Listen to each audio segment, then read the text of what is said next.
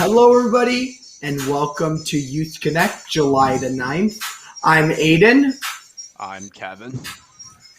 I'm Joshua. I'm Nibras. I'm Jeffrey. And welcome to our Youth Connect. It is so nice to see you guys. You know what? We missed the Youth Connect last week, but now we're here once again to share our Youth Connect with you all.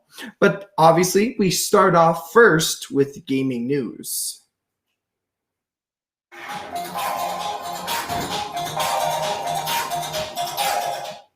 So, the first thing we have to do is our video game of the week, where I want to share with you a game that I think that you should check out. And you know what? I've been taking some very careful consideration over here, and I think I know the game just for you guys. And you know what that is? I have a game called Pokemon Go. Now, come on. I know some of you guys are probably saying, I already know what Pokemon Go is. I love Pokemon Go. I've been playing it for years. And you know what? I've also been playing it since the start that it released. But for people that don't know what Pokemon Go is a 2016 augmented reality mobile game developed and published by Niantic in collaboration with Nintendo and the Pokemon Company. It's a very cool game because it's basically a Pokemon were in the real world. And you catch Pokemon, you spin photo discs at Pokestops and gyms to receive items that will help you on your Pokemon Go journey, including Pokeballs, berries, evolution items, and even more. What's more amazing is that the game is still popular after 5 years. And you know what? They have to be celebrating this. So what are they celebrating? Well, let me tell you of an event called the Pokemon Go Fest. Now, for some people who aren't avid Pokemon Go fans, I bet you're wondering, what's a Pokemon Go Fest? I don't know what it is. Well, a Pokemon Go Fest is each year players are faced with new and entertaining challenges that provide players with new ways of attaining rare and uncommon Pokemon, along with a ton of other benefits. I recommend you check out this year's Go Fest and just Pokemon Go in general, because apparently this year they're going to have a place all around the world, 31 cities, and they're going to have like a kind of like a convention center where Pokemon Go people can all stay 6 feet apart and collect very, very limited Pokemon. So I recommend you check out 2021 Pokemon Go Fest and Pokemon Go in general. Anyways, though, next up is my co-host Kevin, and Kevin has with us some local Ontario, Canadian news and weather.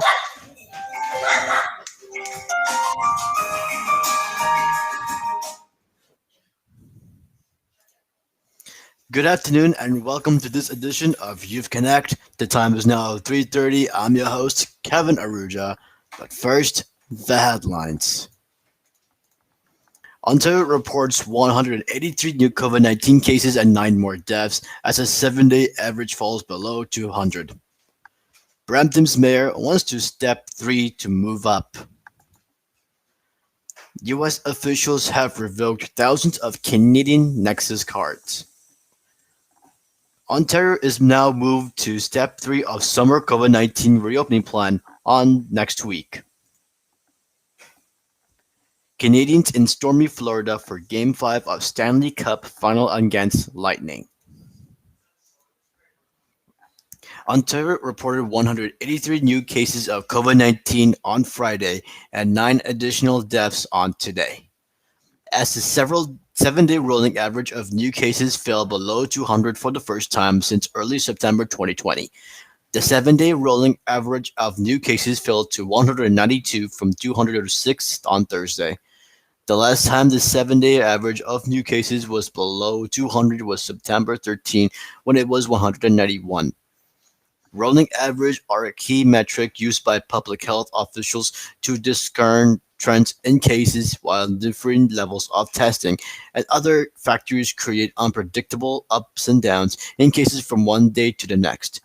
The Ministry of Health says the number of people in hospital intensive care due to COVID-19 fell by 13 to 202. Of those, 143 are breathing with the help of a ventilator. Mayor Patrick Brown is calling on the province to enter the third step of his reopening plan ahead of schedule, even as the top public health officials for Peel Region expresses concerns about moving up the timeline in the face of more infectious Delta variant. Ontario is supposed to remain in step 2 for at least another 14 days, meaning that a wide swath of indoors venues and businesses such as gyms and movie theaters will have to remain closed until at least July 20th. Brown, however, told reporters during a briefing on Wednesday that he believes it is time we showed the public some more goodwill, amid rapidly improving public health indicators and rising vaccination rates. Brown said he believes there is support among GTHA mayor for entering step 3 a week ahead of schedule, though he said he would even be comfortable if it begins sooner than that given the data. Ontario's daily cases counts have plunged in recent months and are now consistently among the lowest the province has reported since last September.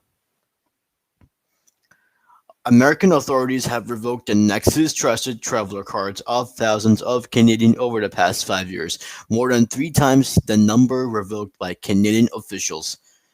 CBC News has learned, an expert says that if its Canadian Nexus card is revoked by American officials, it's difficult to appeal that decision or get it reversed.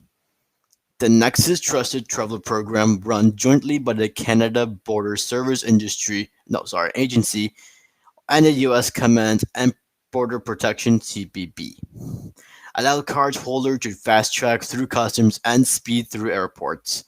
While many use the cards for cross-border travel, and some cardholders use it primarily for reducing wait times while traveling within Canada. The CBSA said there were 1.7 million Nexus card holders as of May 2021. According to the CPB, 77% of those with Nexus cards are Canadian, 21% are American, and 2% fall in the category of other. CPB spokesperson Rhonda Lawson said the service cannot say how many of the cards the American agency revoked were held by Canadians and how many belong to Americans. Ontario will move to the third step of its summer reopening plan on July 16th.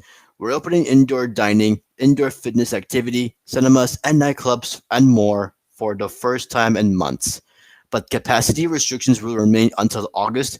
The cabinet met on Friday morning to confirm the press measures, which will allow indoor dining to resume across the province with capacity limited to the number of people who can maintain physical distancing of 2 meters.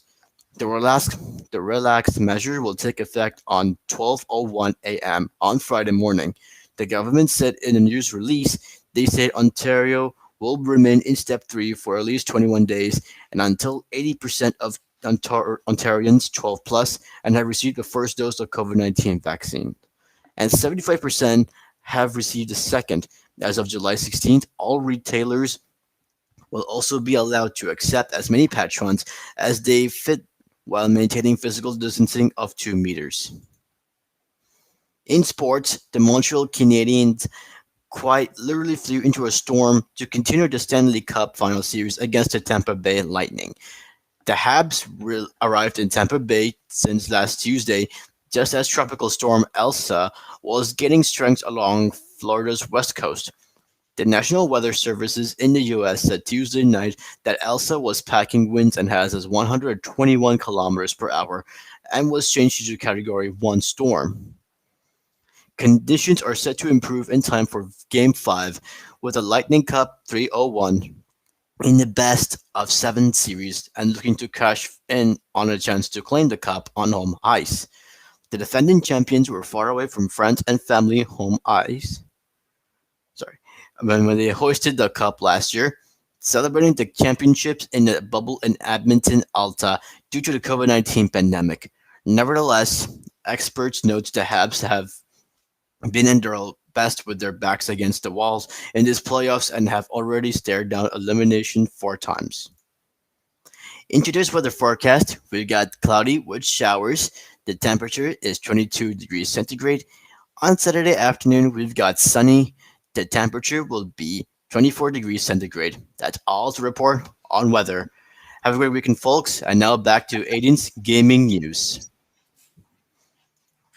Well, thank you so much, Kevin. I am really excited that we are going to stage free almost next week. That's almost on Friday, I think, or I think it's Thursday.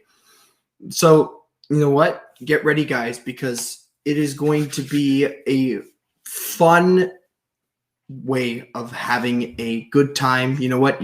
Everything's going to be able to reopen. And you know what? You can enjoy your food and everything with a mask. But you know what? At least we're opening up. So I have some very interesting news today because Nintendo out of nowhere released a brand new Switch model called the OLED model, which has a vibrant 7-inch OLED screen launching October 8th. So out of nowhere, a few days ago, Nintendo released a brand new Switch model. Now, many people have been arguing and debating what would the new Switch be. People said 4K graphics, HD quality, and we got this Nintendo Switch that is completely white and black called the Nintendo Switch OLED model. Now, the Nintendo Switch OLED model has a similar overall size to the Nintendo Switch system, but with a larger, vibrant 7-inch OLED screen with vivid colors and crisp contrast. Honestly, I like some vibrant colors. I did say that the handheld version didn't have that pop of color. But the Nintendo Switch new version, or the OLED model, also features a wide adjustable stand for tabletop mode. Guys, I gotta say that with the original model for the Nintendo Switch, the one back handle would always just fall off or break off. Mine fell off and just broke and never was able to I couldn't use it at all. But it's a fully adjustable stand, so you could play it anywhere now. It also features a new dock with a wired LAN port. That means no lag while you're playing Smash Brothers. Thank goodness. I had trouble. 64 gigabytes of internal storage and enhanced audio for handheld and tabletop play. I did notice that the audio was a bit crusty, and it's nice to see how they're doing it. Just like Nintendo Switch, the new model allows players to play on the TV and share the detachable Joy-Con controllers for right out of the box multiplayer fun. They will launch it at a suggested price of $349, which is pretty expensive. It's a $349 console. And I know it's expensive, and you know what? Technology is not cheap, but for what it gives, it's a pretty good console to save up for. And you know what? I heard that it might have better battery life. I know that was a huge problem, and maybe even HD graphics. You never know. Next up, though, we got Joshua, and Joshua has with us some world news, and of course, our very favorite animal news.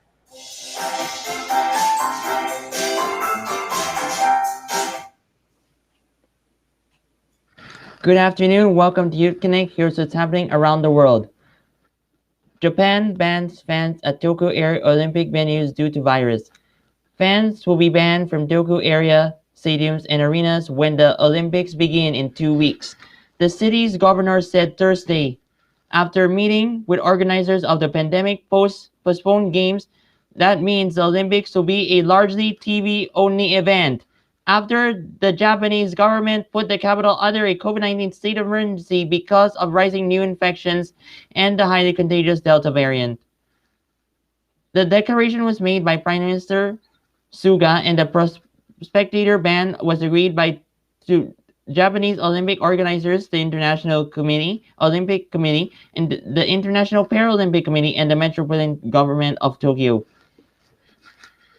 It was a serious blow for Japanese taxpayers and local organizers of the games, which already had been postponed from 2020 by the coronavirus. Hundreds of millions of dollars in ticket revenue will be lost, and that must be made up by the government. Fans from abroad were banned months ago, and the new measures will mean no spectators in stadiums and arenas around Tokyo, both indoor and outdoor venues. The state of emergency begins July 12 and runs through August 22nd. The Olympics, which opened July 23rd and run through August 8th, fall entirely under the emergency period, while the Paralympics open August 24th.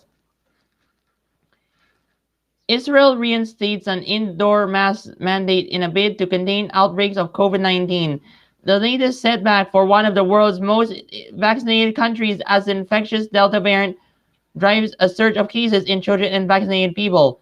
While infections rates are low, especially compared to Israel's peak of over 10,000 cases a day in January, the new outbreaks have clustered in children and in people who have already been vaccinated, prompting a renewed vaccination drive in children and the renewed prospect of quarantines for anybody exposed to the disease, even they have been immunized. As many as 50% of the Israel new cases are among vaccinated people, officials said, though there is not yet enough data to draw any conclusions on how effective the vaccines are. Against the Delta variant, said Israel Public Health Director Dr. Sharon Allen-Priest, is Israel one of the most vaccinated countries in the world, immunizing 57% of the population with the Pfizer-BioNTech vaccine. Israel was one of the first countries to almost fully return to pre-pandemic life, dropping most domestic restrictions as new cases dropped to single-digit figures. Turning to art news, a drawing of the bear by Italian Renaissance master Leonardo da Vinci was sold over $12 million when it auctioned on Thursday. It was estimated to be more than 500 years old, just 2.75 by 2.75 inches, the drawing known simply as Head of a Bear. An exquisite demonstration of Leonardo da Vinci's unsurpassed mastery as draftsman of his groundbreaking attitude towards the study of nature. This study of a bear's head is one of the very small number of drawings by him still in private hands, London Christie's auction house said in a statement on its website. It added that the drawing was created using a technique called silver point, which a thin silver stylus applied to specially treated paper. Da Vinci learned from its master, Andrea del Verrocchio, the leading artist in Florence at the time. The drawing is one of the 4 studies of animals that Leonardo made in silver point at around the same time, according to the auction house. The other 3, including drawings of a bear wagging a dog's paw, and a cat and a dog. The drawing was previously owned by British painter and collector Sir Thomas Lawrence, before being sold at Christie's in 1860 for around $3 at the time, according to the auction house. Now for animal interest news. Video shows black bears joining California beachgoers in the water. An afternoon on the lake unexpectedly turned into a close encounter with wildlife for beachgoers in California. A large adult black bear and 3 cubs took to a South Lake Tahoe beach on Sunday to return and play in the water as about a dozen onlookers watched in awe. The cubs wrestled in the lake as they beat the high temperatures which hit 30 degrees in South Lake Tahoe that day. The 4 bears, along with a few wild geese, made a day at the lake resemble a spontaneous day at the zoo for beachgoers. We are all a little shocked, Jen Watkins, who filmed the bears, who told the TV station KCRA. She said the bear took off with somebody's cooler before returning to the forest.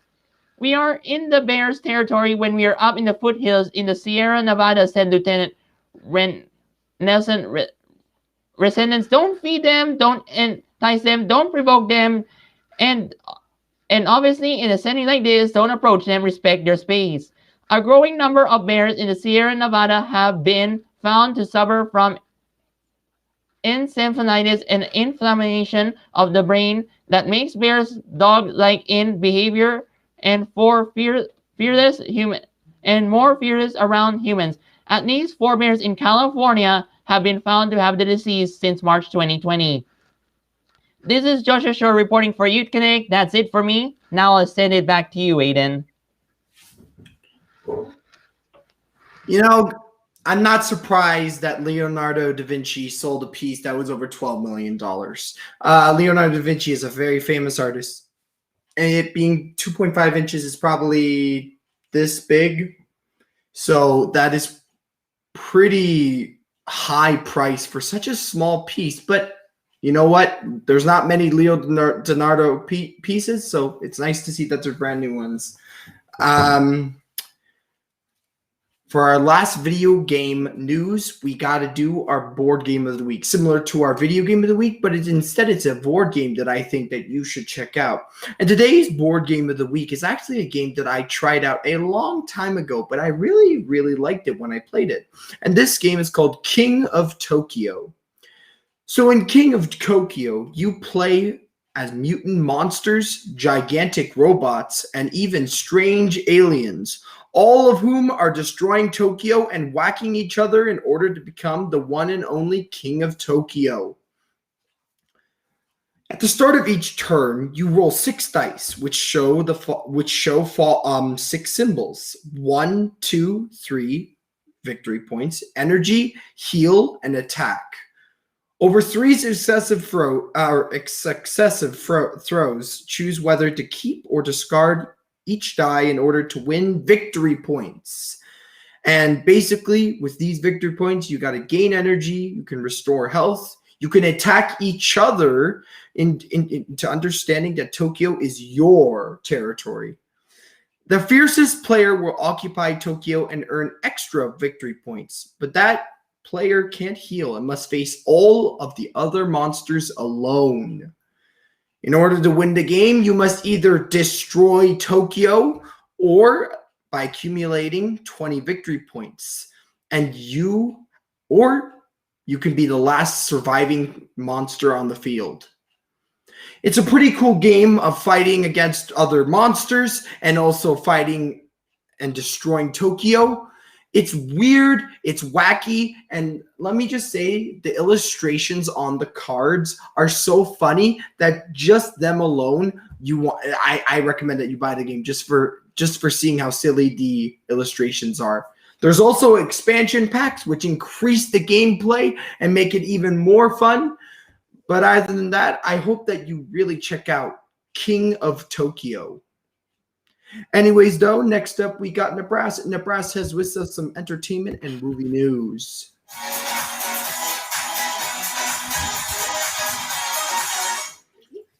Hayden, can you hear me? Loud and clear. Awesome. Hello, everybody. How are you guys today? My name is Nibras Khan, and I'm host for the entertainment news. Let's get straight into our top story. And our top story is about the Social Dilemma. It's a movie. So Social Dilemma is a 2020 American docudrama film directed by Jeff Olsky and written by Olsky, Davis Comby, and Vicky Curtis. It goes into depth on how social media's design is meant to nurture an addiction, manipulate people and governments, and spread conspiracy theories and disinformation. The film also explains the issue of social media's effect on mental health, including mental health adolescents and rising teen suicide rates. The film features interviews with many other employees and other professionals from top tech companies and social media platforms such as Facebook, Google, Twitter, Mozilla, and YouTube. These interviews draw on their primary experiences at their companies to discuss how such platforms have caused negative, problematic social, political, and cultural consequences. Some of the interviewees qualified as positive change for society as well. These interviews are presented alongside scripted dramatization of a teenager's social media addiction. The Social Dilemma premiered at the 2020 Sundance Film Festival on January 26, 2020 and was released on Netflix September 9, 2020. The documentary went on to be viewed in 38 million homes within the first 28 days of release. So I watched this. It's an informative film, basically. It's a documentary. It's a great movie. When you watch it, you learn a lot of information, knowledge, journal knowledge, by the way. So let's get to our second story. My second story is about the Art Gallery of Ontario. The Art Gallery of Ontario is set to welcome back visitors this month with a much-hyped exhibition of the pop art phenom Andy Warhol. The Toronto Gallery says it's preparing to reopen on July 21st, pending final confirmation from provincial and local authorities. Art lovers can purchase tickets to see more than 250 of Warhol works, including such iconic images as Campbell soup cans and much more. Go members will be the first in line for access the exhibition between July 21st and July 25th. Annual pass holders will be welcomed as of July 24th, followed by single ticket visitors on July 27th. After 8 months, we are absolutely thrilled to reopen our doors, Stephen Jones, the Gold Director and CEO, said in a statement Wednesday. This time has served as a powerful reminder that art and culture are vital to our collective sense of well-being. Okay, so I remember I went to maybe when I used to live in Toronto. It's an amazing place. So if you haven't been there, if you haven't been there in a long time, it's a weekend. Please do. If you have time, just go and explore. So my third story is about My Octopus Teacher. My Octopus Teacher is a 2020 Netflix original documentary film which documents a year spent by filmmaker Craig Forrest forging a relationship with a wild common octopus in South African kelp forest. The film shows how in 2010 Forrest began freediving in a cold underwater kelp forest at a remote location in False Bay near Cape Town, South Africa. The location was near Simonstown on the Cape Peninsula. He started to document his experiences and in time met a curious young octopus that captured his attention. The film shows Foster's growing intimate relationship with the octopus as he follows her around nearly a year. And they form a bond where she plays with Foster and allows him into her world to see how she sleeps, lives, and eats. So I also have my fourth story. So my fourth about the Olympics. I'm gonna start where Joshua left off. So what I'm trying to talk is so as you said, as Joshua said, the city of Tokyo banned the spectators for coming to watch the Olympics. So what happened? To 2-3 months ago, there were two sides of the play. There were the IOC, the International Olympic Community, and there was the people of Tokyo. The people of Tokyo didn't want this to go on, right? Because they already invested more than $30 billion in this event, right? Because making stadiums is a lot expensive. There are a lot of videos on YouTube. You can see this in depth. So already billions of dollars are wasted and the budget is 7.2 billion, right? Every 4 years, the team and the country who wants the Olympic has to spend about 7 billion. That's the budget, but now they're over budget. So. But the IOC said no. We want the Olympic to go on because when people come, they make money, right? So but now 1-2-3 months ago, now the news comes on, the people are banned. So what's the point of doing? And the problem is when you don't have people in the stadium, when you don't have people come to the country, you don't get money, right? And more billions of dollars are wasted, right? So that's a thought. And comment down below what you thought. What do you guys think about this issue? Yeah, so that's all for me. As always, this is Nibras Khan from Youth Connect. I'll see you all next week. Thank you. Back to Eden. I must say, I saw the Ego Art Gallery, and funny thing is that they're actually opening up on the day that we come back, which is next Thursday or next Friday, so next week. And I love the art gallery, and we have a special artist that they're going to bring in pieces from Andy Warhol. If anybody doesn't know who Andy Warhol is, he is famous for his 100 Campbell soup cans.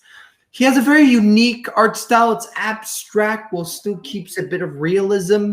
And honestly, if you guys have the time when we reopen, I recommend that you go check out the art gallery and you check out Andy Warhol's pieces because they're really, really good. I would like to say, so like I said, it's opening from July 21st to July 25th. So a couple of days left. So you guys can, if you guys like one Andy Warhol, his pieces, just check him out.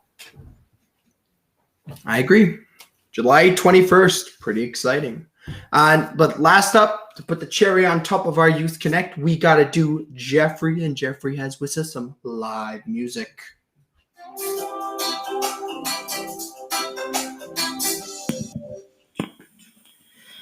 All right, thank you.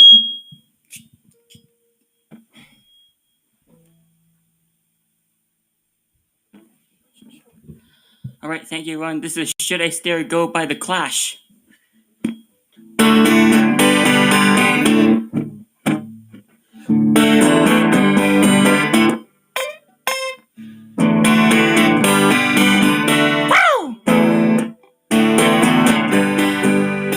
Darling, you gotta let me know. Should I stay or should I go? If you say that you'll be mine, I'll love you till the end of time. So come on and let me know. Should I stay or should I go? It's always tease, tease, tease. You make me happy when I'm on my knees. One day it's fine and next it's black. So if you want me off your back, so come on and let me know. Should I stay or should I go? Should I stay or should I go now? Should I stay or should I go? So if you want, I will be trouble. And if I go, it will be double. So come on and let me know. Should I stay or should I go? Exactly this indecision's bugging me. Exactly where I'm supposed to be.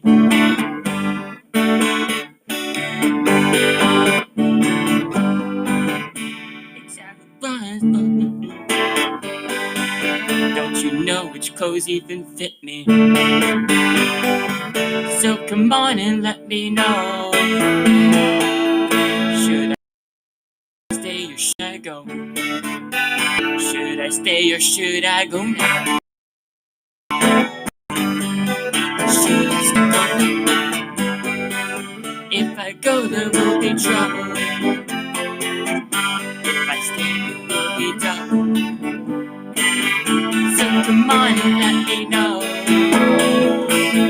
Should I stay or should I go? Should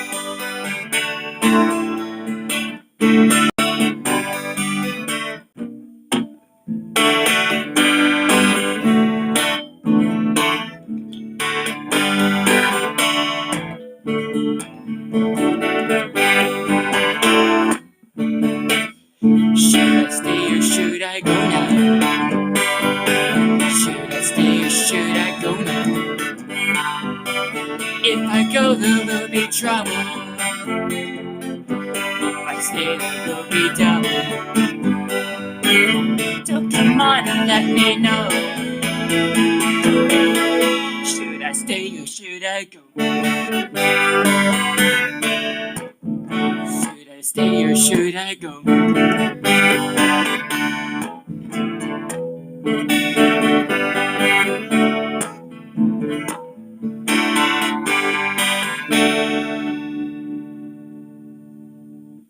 Thank you.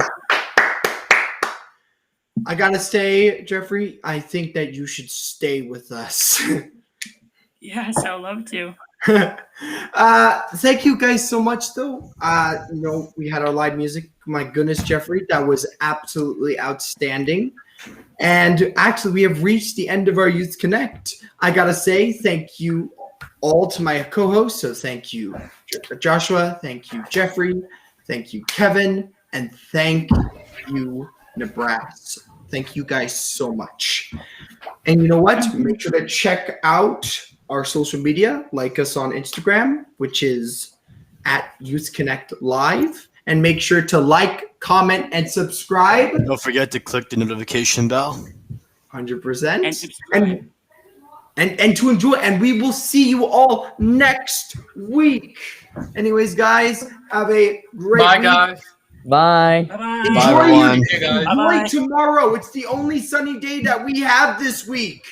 Bye, guys. Bye. Bye.